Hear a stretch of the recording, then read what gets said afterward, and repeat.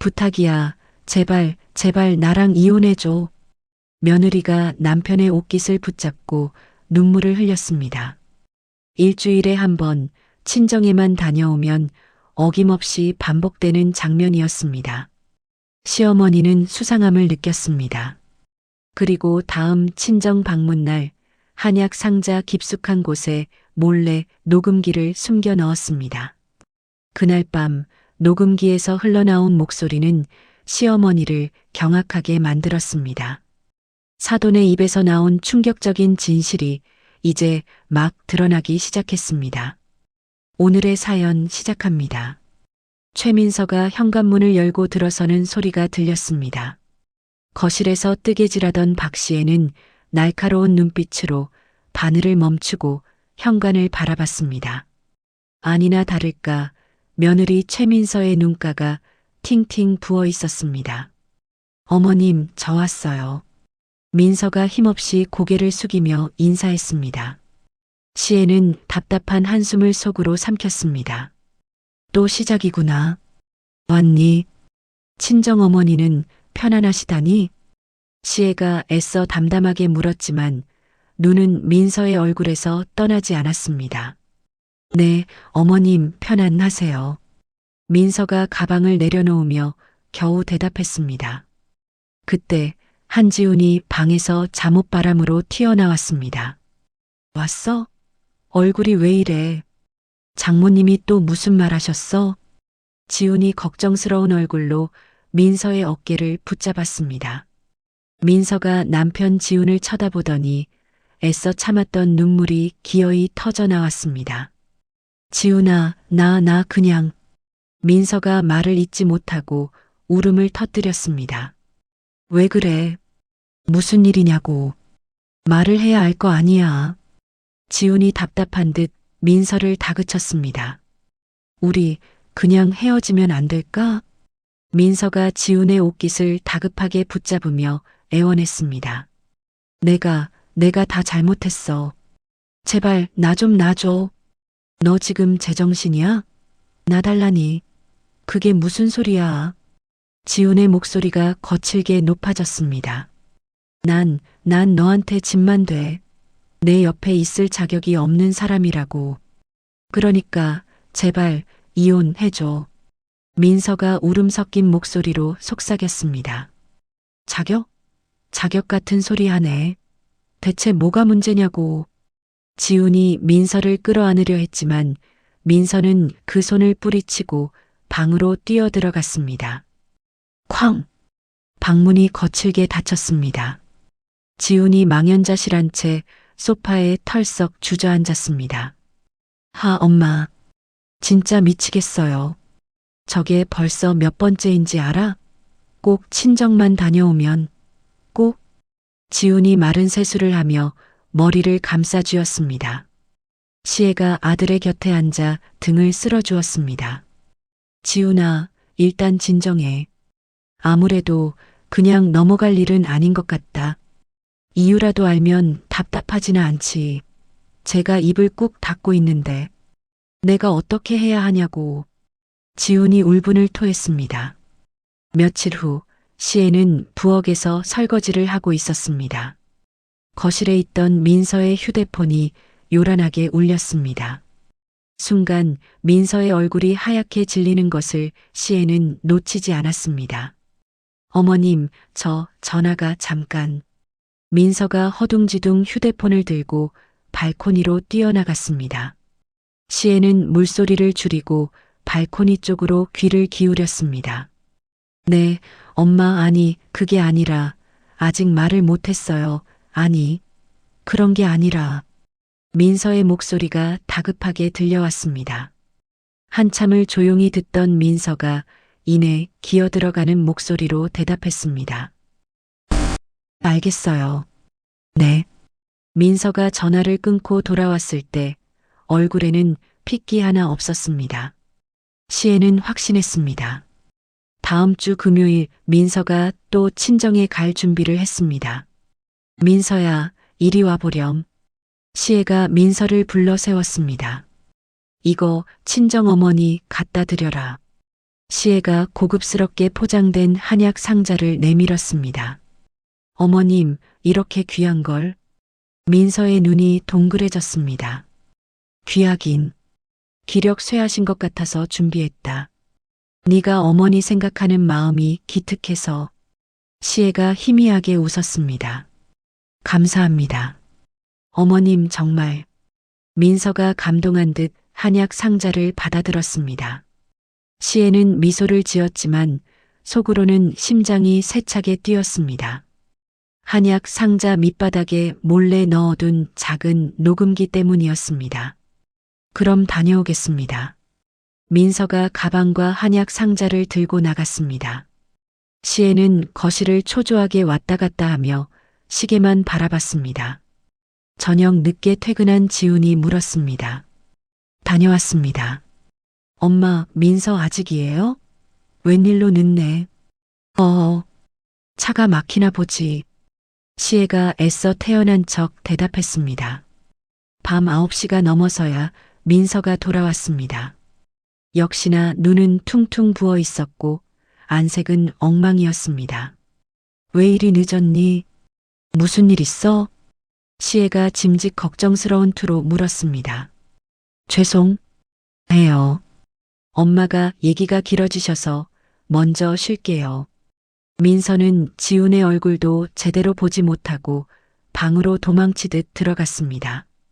시애는 모두가 잠들 때까지 기다렸습니다. 조심스럽게 민서의 방 앞에 놓인 가방으로 다가가 한약 상자를 꺼냈습니다. 녹음기는 다행히 그대로 있었습니다.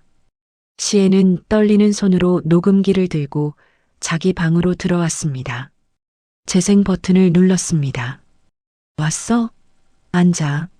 사돈 오인숙의 날카로운 목소리가 흘러나왔습니다. 네, 엄마. 민서의 기어들어가는 목소리가 이어졌습니다. 그래서 이혼 서류는? 도장 찍었어? 시애는 숨이 멎는 것 같았습니다. 엄마, 제발 지훈 씨한테 어떻게 그래요? 뭐, 지훈 씨? 야, 정신 차려. 그깟 월급쟁이한테 내 인생 발목 잡힐 일 있어? 내가 알아봐둔 김 사장. 너 그 사람이랑 결혼해야 해. 오인숙이 악을 쓰듯 소리쳤습니다. 싫어요. 전 지훈 씨 사랑한단 말이에요. 사랑? 웃기지 마, 최민서. 오인숙의 목소리가 싸늘하게 가라앉았습니다. 네가 어디서 굴러먹던 고아원 출신인지 시댁에서 알아? 네가 결혼 전에 남자 잘못 만나서 생긴 그 억대 빚. 내가 이자 막아주느라 허리가 휘는 거, 그거 다 까발려줘? 시애는 자기도 모르게 억소리를 내며 입을 틀어막았습니다. 엄마, 제발, 그것만은. 민서의 절박한 흐느낌이 들려왔습니다. 제발, 그럼 당장 이혼해. 안 그러면 내일 당장 내 시어미한테 전화해서 싹 다 불어버릴 테니까 알아서 해. 딸깍. 시애가 녹음을 멈췄습니다. 손이 분노로 부들부들 떨렸습니다. 사돈이 제 입속을 차리려고 며느리를 협박해 이혼시키려 한다는 사실에 피가 거꾸로 솟았습니다.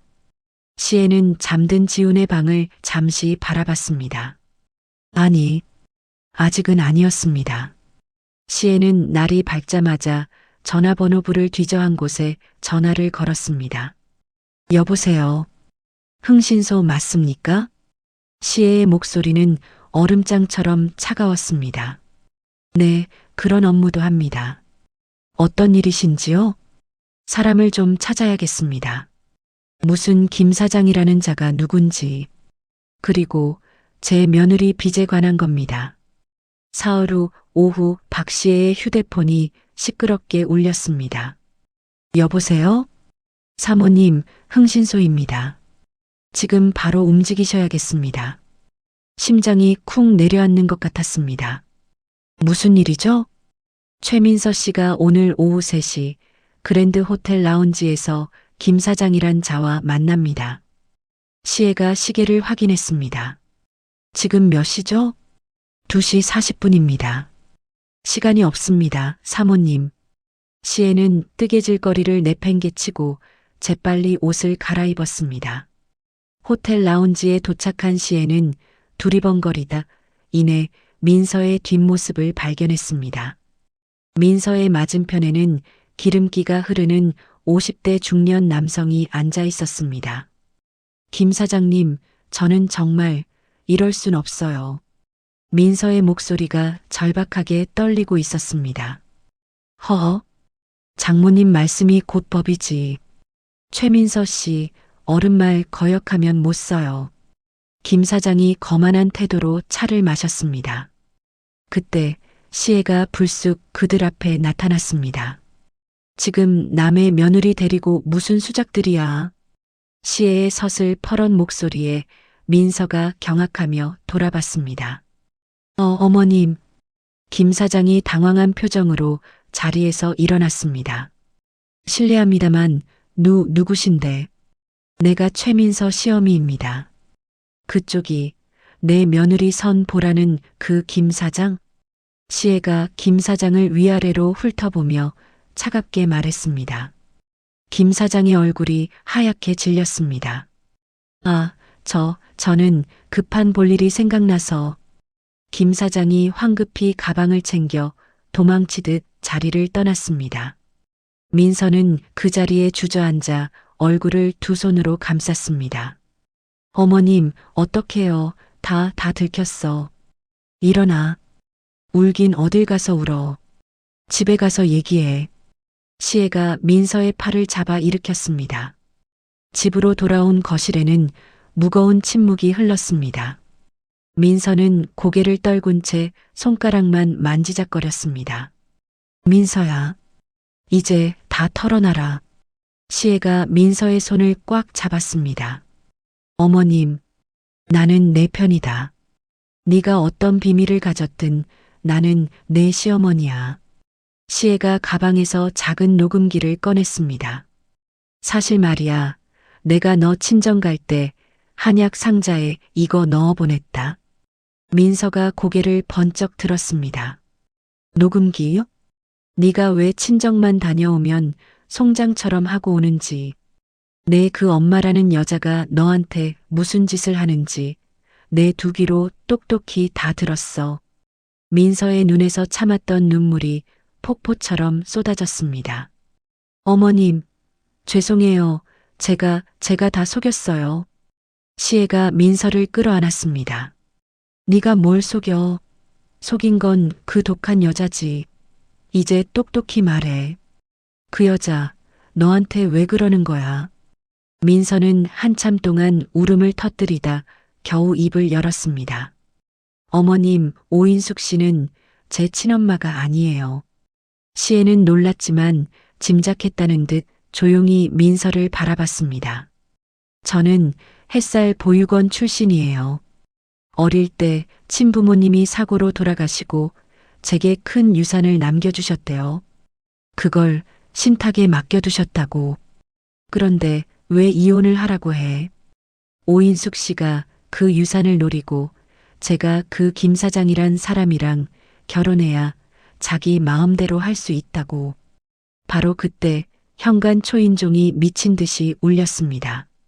최민서, 너 당장 안 나와. 이년아, 문 열어. 오인숙의 앙칼진 목소리였습니다. 시애가 문을 열었습니다. 오인숙이 험악한 표정으로 서 있었습니다. 어머님, 웬일이세요? 시애가 태연하게 물었습니다. 비켜요, 사돈. 내 딸 데리러 왔으니까. 최민서, 이리 안 와? 오인숙이 민서를 향해 손을 뻗치며 집 안으로 들어오려 했습니다. 잠깐만요. 시애가 오인숙의 앞을 막아섰습니다. 뭐예요? 내 딸 내가 데려가겠다는데 왜 막아요? 민서는 우리 집 며느리입니다. 며느리? 웃기시네. 오인숙이 비웃으며 말했습니다. 빚더미에 앉은 며느리 아주 귀하게 모시고 싶으세요? 민서한테 억대 빚이 있다는 거 다 아시잖아요. 나 아니면 그거 감당 못해요. 시애가 오인숙을 똑바로 바라봤습니다. 그 빚이 진짜든 가짜든 상관없습니다. 내 며느리는 내가 지킵니다. 뭐라고요? 오인숙의 눈이 커졌습니다. 민서는 이 집 며느리고 우리가 지킬 겁니다. 오인숙 씨가 함부로 데려갈 수 있는 애가 아니에요. 시애의 목소리는 얼음장처럼 차가웠습니다. 오인숙이 분하다는 듯 이를 갈았습니다. 좋아요. 아주 잘해보시겠다? 두고 봅시다. 오인숙이 거칠게 돌아서서 가버렸습니다. 시애는 문을 닫고 민서를 다독였습니다. 이제 괜찮아. 아무 걱정 마라. 이 어미가 다 해결한다. 다음 날 시애는 민서가 말했던 햇살 보육원을 찾아갔습니다. 하지만 그 자리에는 휑한 공터만 남아 있었습니다. 어르신 실례합니다. 여기 옛날에 보육원 있지 않았나요? 시애가 지나가던 동네 주민에게 물었습니다. 보육원? 아, 그거 없어진 지가 10년도 넘었지. 왜요? 혹시 그때 일 아시는 분 없을까요? 저기 황부동산. 저 양반이 여기서 오래 장사했으니까 한번 물어봐요. 시애는 곧장 부동산 중개소로 향했습니다. 안녕하세요. 햇살 보육원 일로 여쭤볼 게 있어서요. 황 씨가 시애를 쳐다봤습니다. 햇살 보육원이요? 아이고, 그거 아주 오래된 얘긴데. 혹시 그때 원장님이나 아이들 명단 같은 거 찾을 수 없을까요? 황 씨가 눈을 가늘게 떴습니다. 무슨 일이시길래? 시애가 자초지종을 간략하게 설명했습니다. 그런 딱한 사정이 있었구만. 원장은 지금 어디 있는지 모르고 명단이라. 내가 이 동네 조합에 아는 사람이 있으니 한번 알아볼게요. 황 씨가 명함을 건넸습니다. 연락처 하나 남겨주시면 알아보는 대로 전화드리지요. 정말 고맙습니다. 시애는 황 씨에게 전화번호를 알려주었습니다. 집으로 돌아온 시애는 컴퓨터를 켰습니다. 민서의 유산을 관리한다는 신탁회사의 주소를 인터넷으로 찾아냈습니다. 시애가 메모지에 그 주소를 꾹꾹 눌러 적었습니다. 이틀 후 아침 박 씨의 휴대폰이 요란하게 울렸습니다. 여보세요. 황 부동산입니다. 사모님. 황 씨의 목소리가 어쩐지 들떠 있었습니다. 아, 황 사장님. 뭐 좀 찾으셨어요? 시애가 조바심을 내며 물었습니다. 찾다마다요. 원장은 영 소식이 없는데 그때 애들 가르치던 윤정혜 선생님을 찾아냈습니다. 시애의 얼굴이 환해졌습니다. 정말요? 그분을 만날 수 있을까요? 그럼요. 오늘 오후에 시간 괜찮다 하시니까 역 앞 카페에서 뵙기로 했습니다. 고맙습니다. 정말 고맙습니다. 오후 2시 시애는 민서의 어릴 적 앨범을 들고 약속 장소로 향했습니다. 카페 안쪽 자리에 단정한 모습의 60대 여성이 앉아 있었습니다. 윤정혜 선생님 맞으시죠? 네.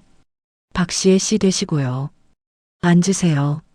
시애가 앨범을 펴서 민서의 사진을 내밀었습니다. 선생님, 혹시 이 아이 기억나십니까? 윤 선생이 사진을 받아들자마자 눈이 커졌습니다. 어머, 세상에, 이거 민서 아니에요. 최민서? 네, 맞아요. 기억하시는군요. 기억하다마다요. 아이고, 이 예쁜 애가. 부모님 2분 다 교통사고로 가시고 우리가 얼마나 마음 아파했는데. 윤 선생의 목소리에 안타까움이 가득했습니다. 그때 상황을 조금만 더 자세히 들을 수 있을까요? 민서 아버님이 큰 회사 부장님이셨어요. 그래서 부모님 돌아가시고 보험금이며 유산이 어마어마했죠. 그걸 신탁에 맡겼다고. 맞아요. 민서가 어른 되면 찾을 수 있게요. 그런데 오인숙이, 윤 선생이 오인숙이라는 이름에 이를 갈았습니다. 그 여자가 민서를 데려갔죠. 그때 보육원 사무장이었어요. 입양을 한 겁니까? 시애가 묻자 윤 선생이 고개를 세차게 저었습니다. 아니요. 그게 아니에요. 입양이 아니라 가정 위탁이었어요. 가정 위탁이요? 입양이랑 다른 겁니까? 완전히 다르죠. 법적으로는 그냥 보호자 역할만 하는 거예요. 재산에는 손도 못 대죠. 근데 그 여자가, 오인숙이가 굳이 입양하겠다는 사람들 다 물리치고 자기가 위탁을 하겠다고 고집을 부렸어요. 윤 선생이 분하다는 듯 목소리를 높였습니다. 지금 생각하니 아주 처음부터 민서가 20살 돼서 그 돈 받으면 그걸 가로채려고 작정했던 거예요. 세상에 그런 서류도 손댔어요. 민서 친부모 정보도 일부러 빼먹고 내가 이상해서 따로 보관해 둔 자료가 있어요. 그거 드릴게요. 선생님 정말 고맙습니다. 다음 날 시애는 민서와 함께 미래 신탁회사를 찾아갔습니다. 상담 예약한 박시애입니다. 네, 이쪽으로 오시죠. 변호사가 두 사람을 방으로 안내했습니다. 무슨 일로 오셨습니까? 제 며느리 최민서의 유산건으로 왔습니다. 민서가 조심스럽게 말했습니다. 제 이름으로 맡겨진 유산이 있다고 들어서요. 변호사가 컴퓨터로 한참 서류를 뒤적였습니다. 아, 최민서 씨. 맞네요. 기록이 있습니다. 그런데 법적 보호자이신 오인숙 씨의 동의서가 있어야 열람이나 지급이 가능합니다. 시애가 기가 막힌다는 듯 말했습니다. 아니, 다 큰 성인인데 왜 그 여자 동의가 필요해요? 계약이 그렇게 되어 있습니다. 위탁 양육이 종료되었어도 최초 계약자가 변호사가 난처한 듯 말을 흐렸습니다. 그리고 한 가지 문제가 더 있습니다. 문제가 또 있다고요? 최민서 씨가 결혼 직전에 거액의 채무로 신용불량자로 등록이 되어 있으시네요. 민서가 소스라치게 놀랐습니다. 네, 신용불량자요? 제가 왜요? 그런 빚 없어요. 그래서 현재 유산 지급이 전면 보류된 상태입니다. 바로 그때 시애의 휴대폰이 다급하게 울렸습니다. 잠깐만요. 여보세요. 사모님, 흥신소입니다. 대박입니다. 무슨 일인데요? 조용히 말해요. 그 김 사장, 정체를 알아냈습니다. 이놈 유산 상속 전문 사기꾼입니다. 시애의 눈이 번뜩였습니다. 뭐라고요? 이놈한테 똑같이 당할 뻔했던 피해자도 찾았습니다. 조수진이라는 여자예요. 이 여자가 결정적인 증거를 다 가지고 있습니다.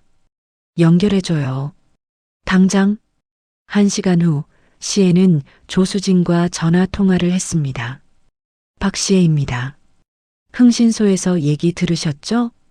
네, 들었어요. 오인숙 그 악마 같은 여자 때문에. 조수진의 목소리에서 분노가 느껴졌습니다. 저도 똑같았어요. 가짜 위탁모가 제 유산 노리고 김 사장이랑 결혼하라고 협박했다고요.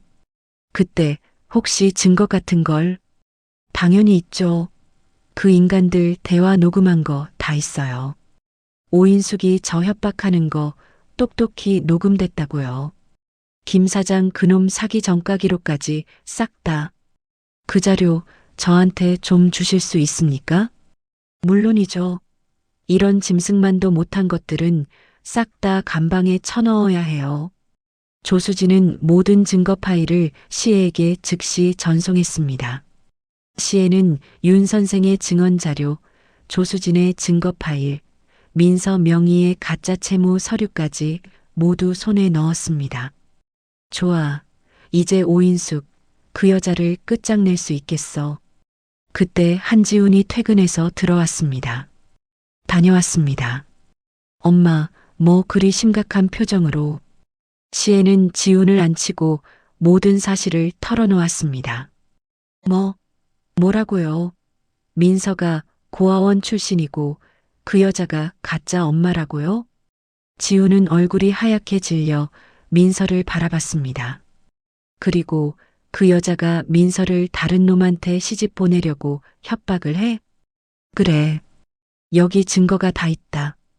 지훈이 민서에게 다가가 무릎을 꿇었습니다. 민서야, 민서야, 미안하다.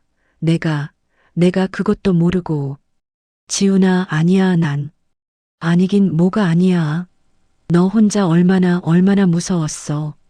지훈이 민서를 거칠게 끌어안았습니다. 지훈이 시애를 돌아보며 말했습니다. 엄마, 저도 도울게요. 저 무슨 일이든 시켜만 주세요. 내 아내, 내가 지킵니다. 시애가 아들을 보며 단호하게 고개를 끄덕였습니다. 그래, 이제 정말 시작이다. 일주일 후 박시애와 한지훈, 최민서는 변호사와 함께 경찰서에 도착했습니다. 여기 오인숙과 김 사장의 범죄 증거입니다. 확실합니다. 변호사가 두꺼운 파일을 형사에게 건넸습니다. 윤정혜 선생님의 증언서, 조수진 씨의 녹음 파일, 그리고 가짜 채무 서류 원본까지 전부입니다. 형사가 서류들을 빠르게 훑어봤습니다. 이 정도면 빼도 박도 못하겠군요. 당장 영장 칩시다. 몇 시간 후 경찰들이 오인숙의 집에 들이닥쳤습니다. 뭐하는 짓들이야. 이거 나 사람 잘못 봤어. 오인숙이 잠옷바람으로 뛰쳐나와 악을 썼습니다. 오인숙 씨, 사기, 횡령, 아동복지법 위반 혐의로 긴급 체포합니다. 사기? 웃기지 마. 민서, 걔 내 딸이야. 내가 20년을 키웠다고. 위탁 양육인 거 다 압니다. 서류 조작에 협박까지 하셨더군요. 갑시다. 경찰은 김 사장도 공항으로 도망치려던 것을 붙잡았습니다. 유치장에 갇힌 오인숙은 철창을 붙잡고 소리쳤습니다.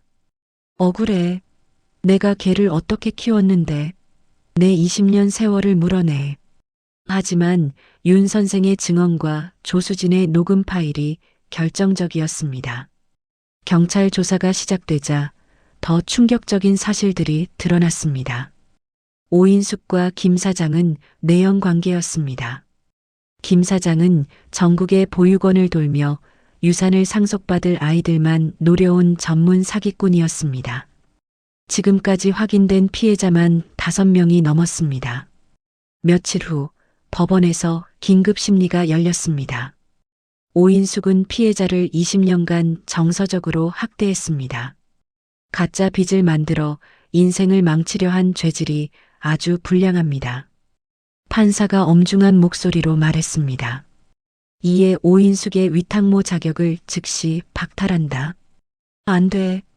판사님, 그럴 순 없어. 민서 쟤 내 딸이야. 내 돈이라고. 오인숙이 법정에서 발악했습니다. 조용히 끌어내. 민서는 법적으로 오인숙에게서 완전히 벗어났습니다. 곧이어 신탁회사에서도 연락이 왔습니다. 최민서 씨 되시죠? 미래 신탁입니다. 오인숙 씨 문제는 해결됐습니다. 유산 상속 절차 바로 진행하겠습니다. 민서는 전화기를 붙잡고 떨리는 목소리로 물었습니다. 네, 정말인가요? 물론입니다. 그 말도 안 되는 빚도 다 취소됐습니다. 법원을 나오면서 민서는 시애의 품에 와락 안겼습니다. 어머님, 저 이제 정말 다시 태어난 기분이에요. 민서의 눈에서 뜨거운 눈물이 쏟아졌습니다. 시애가 민서의 등을 세게 두드려 주었습니다. 그래, 내 새끼. 이제 다 끝났어. 이제 진짜 자유야. 지훈이 그런 두 사람을 한꺼번에 끌어안았습니다. 맞지? 다 끝났어. 우리 가족, 이제 아무도 못 건드려. 행복하자. 응, 지훈아, 고마워. 내가 더 고맙지. 엄마 아니었으면, 어휴. 며칠 후, 세 사람은 함께 햇살 보육원이 있던 공터를 찾아갔습니다. 여기가 제가 살았던 곳이에요. 민서가 빈 공터를 보며 무릎을 꿇었습니다. 아빠, 엄마, 저 민서예요. 이제야 왔어요. 민서가 두 손을 모았습니다. 저 그동안 너무 힘들었는데 이젠 괜찮아요. 정말 좋은 가족이 생겼어요. 지켜봐 주세요. 시애와 지훈도 말없이 고개를 숙였습니다. 다음 날 민서는 윤 선생과 조수진을 만났습니다. 선생님, 정말 고맙습니다. 이거 제 성의예요. 꼭 받아주세요. 민서가 두툼한 봉투를 내밀었습니다. 아이고, 학생. 무슨 돈이야? 당연히 할 일을 한 건데. 얼른 넣어. 아니에요, 선생님. 제발 받아주세요. 선생님이 제 인생을 구해주셨어요. 민서는 조수진에게도 사례금을 전달했습니다. 수진 언니 아니었으면 저 아직도 그 지옥에 있었을 거예요. 정말 고마워요. 뭘, 그딴 놈들은 뿌리를 뽑아야지. 민서 씨, 이제 잊고 잘 살아. 흥신소에도 두둑한 성공 보수를 보냈습니다. 그리고 민서는 큰 결심을 했습니다. 어머님, 저 결심했어요. 그 돈, 저처럼 힘든 보육원 아이들한테 전부 기부할래요. 뭐, 전부? 시애의 눈이 커졌습니다. 네. 저 같은 고통, 다른 아이들은 겪지 않았으면 좋겠어요. 이건 돌아가신 부모님이 제게 주신 기회 같아요. 시애의 눈가가 촉촉해졌습니다. 아이고, 내 며느리, 어쩜 이렇게 속이 깊을까? 그래. 내 부모님도 하늘에서 정말 기뻐하실 거다. 시애가 민서의 손을 꽉 잡았습니다. 어머님이 저를 구해주셨으니까요. 아니다. 넌 원래 이렇게 빛나는 아이였어. 내가 한 일은 그냥 먼지 좀 털어준 것뿐이다. 두 사람은 서로를 바라보며 따뜻하게 미소 지었습니다. 1년이 지났습니다. 교회의 작은 상가에 시의 밥상이라는 아담한 한정식 식당이 문을 열었습니다. 아침 일찍부터 박시애, 한지훈, 최민서가 분주하게 움직였습니다. 최민서가 깔끔하게 앞치마를 두르며 물었습니다. 어머님, 오늘 예약 장부 보셨어요? 점심 5팀, 저녁 6팀. 아주 꽉 찼던데요? 박시애가 환하게 웃으며 고개를 끄덕였습니다. 그래. 아주 그냥 손님들이 줄을 서. 이러다 우리 민서 손목 나가겠다. 에이, 어머님. 이 정도 가지고요. 반찬 더 넉넉하게 준비해야겠어요. 민서가 씩씩하게 부엌 안쪽으로 향했습니다. 한지훈이 홀 테이블을 닦으며 땀을 훔쳤습니다. 엄마, 우리 진짜 대박 난 거 아니야? 이렇게 장사가 잘 될 줄 누가 알았겠어. 이게 다 내 마누라 손맛 덕이지, 뭘. 정성을 쏟으니까 손님들이 아는 거야. 시애가 만족스러운 표정으로 주방을 바라봤습니다. 어머님, 오늘 나가는 김치전, 제가 지금 바로 부칠까요? 민서가 부엌에서 외쳤습니다. 그래, 노릇노릇하게 맛있게 좀 부쳐봐라. 민서는 능숙하게 김치를 썰었습니다. 1년 전 그늘졌던 얼굴은 온데간데 없이 환하게 빛났습니다. 점심시간이 되자 손님들이 구름처럼 몰려들었습니다. 어서 오세요. 시의 밥상입니다. 지훈이 쩌렁쩌렁한 목소리로 인사했습니다. 아이고, 사장님, 여기 잡채가 그렇게 맛있다면서요. 소문 듣고 왔어요. 감사합니다. 이쪽으로 앉으시죠. 시애는 주방에서 쉴 새 없이 뚝배기를 끓여냈습니다. 민서는 정갈하게 반찬을 담아냈고 지훈은 날다람쥐처럼 호를 누볐습니다. 사장님, 여기 반찬 좀 더 줘요. 아니, 반찬이 어떻게 하나하나 다 맛있어.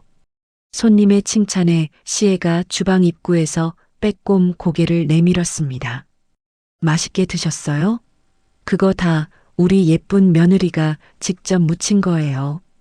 시애가 민서의 어깨를 툭 치며 자랑스럽게 말했습니다. 저녁 무렵 익숙한 얼굴들이 문을 열고 들어섰습니다. 아이고, 황 사장님, 윤 선생님, 민서가 버선발로 뛰어나가 반겼습니다. 우리 단골 손님 오셨네. 어서 와요. 시애가 웃으며 맞이했습니다. 아이고, 민서 씨. 얼굴이 아주 활짝 폈네, 폈어? 황 씨가 감탄하며 말했습니다. 정말 그래요. 이제야 다들 제자리를 찾은 것 같아서 내가 다 뿌듯하네. 윤 선생이 흐뭇하게 세 사람을 바라봤습니다. 다 어머님 덕분이죠. 우리 어머님 아니었으면 전. 민서가 시애의 손을 잡으며 말했습니다. 바로 그때 식당 구석에 켜진 텔레비전에서 뉴스가 흘러나왔습니다. 상습 사기 및 아동 학대 혐의로 기소된 오인숙에게 징역 7년, 공범 김모 씨에게 징역 5년이. 세 사람의 시선이 동시에 텔레비전으로 향했습니다. 오인숙의 얼굴이 화면에 스쳐 지나갔습니다. 민서가 잠시 화면을 바라봤습니다. 이내 아무렇지 않다는 듯 고개를 돌려 반찬을 챙겼습니다. 지훈이 민서의 어깨를 가만히 감쌌습니다. 이제 정말 다 끝났네. 민서가 남편을 보며 환하게 웃었습니다. 응, 우린 우리 생각만 하자. 저녁 마감을 마치고 세 사람이 식탁에 둘러앉아 차를 마셨습니다. 아이고, 오늘도 다들 고생 많았다. 시애가 어깨를 두드렸습니다. 어머님이 제일 고생하셨죠. 민서가 시애의 팔에 자연스럽게 팔짱을 꼈습니다. 지훈아, 너도 다리 아프겠다. 홀 보느라. 괜찮아. 손님들 맛있게 드시는 거 보니까 힘이 나던데. 지훈이 으쓱하며 말했습니다. 바로 그때 민서가 갑자기 입을 틀어막았습니다. 우, 민서야. 왜 그래? 얼굴이 안 좋아. 지훈이 놀라서 물었습니다. 아니, 잠깐 속이 좀. 민서가 황급히 화장실로 뛰어갔습니다. 안에서 헛구역질 소리가 들려왔습니다.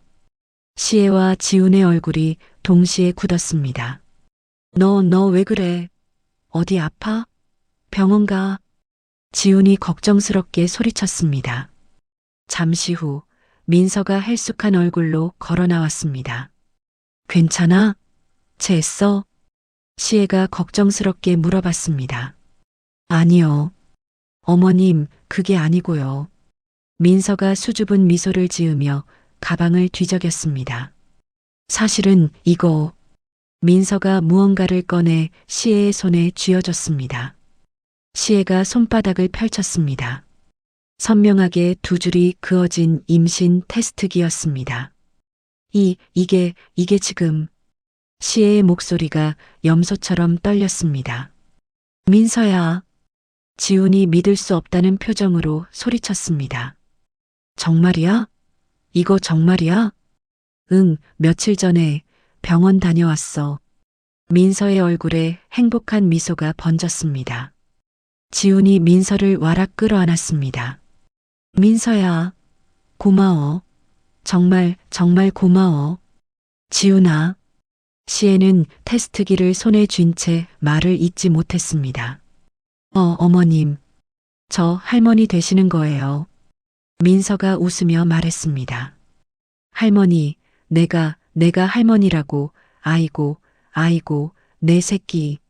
시애가 두 사람을 한꺼번에 끌어안았습니다. 시애의 눈에서 기쁨의 눈물이 펑펑 쏟아졌습니다. 세 사람은 식당 한가운데서 서로를 부둥켜 안고 한참을 울었습니다. 아이고, 우리 강아지. 어쩐지 요즘 밥을 잘 먹더라니.